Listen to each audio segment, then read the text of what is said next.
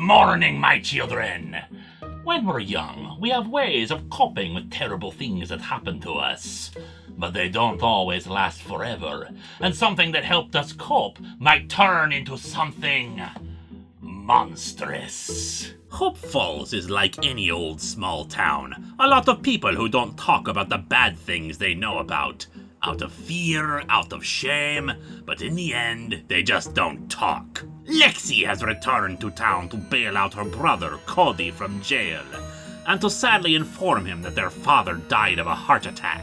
Lexi got out of the town a long while ago, moved to the big city and all that, but most of the town is still there. Well, minus 1 or 2 police officers. Yes, it would seem that a giant shadow with very sharp teeth went and made a hole in Buzz Collins's roof, and made him into several pieces. We learned very quickly in flashbacks that things happened to Lexi and Cody when they were kids, perpetrated by the police department. Their father attempted to intervene on their behalf, but it only got him shot in the side and paralyzed from the waist down. They couldn't sue without evidence, and the town hushed it all up. With Lexi, she had bad dreams for a long while, her father encouraging her to take her nightmares and store them in little bottles and containers to make them go away, a habit that continues into her adulthood. However, Cody has taken to smashing the bottles nowadays and uncovering some of those nightmares. And it would seem those same nightmares have decided to take some revenge for them.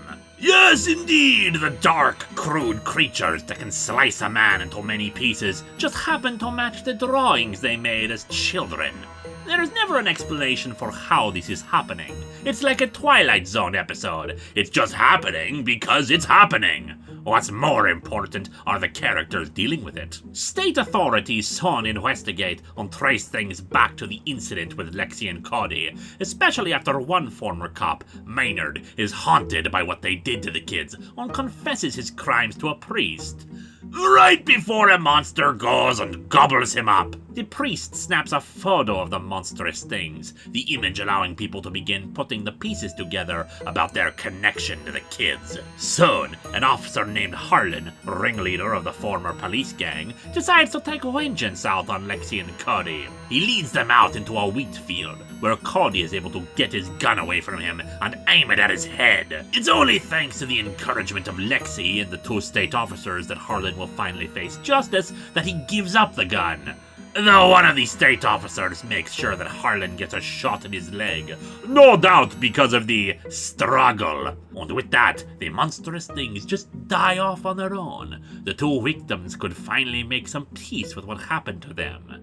Though they don't stop drawing monstrous things either. Something Monstrous is a simple tale of overcoming the terrible things that have happened to us, and hopefully becoming better. So no one will complain if some bad people get eaten by monsters too.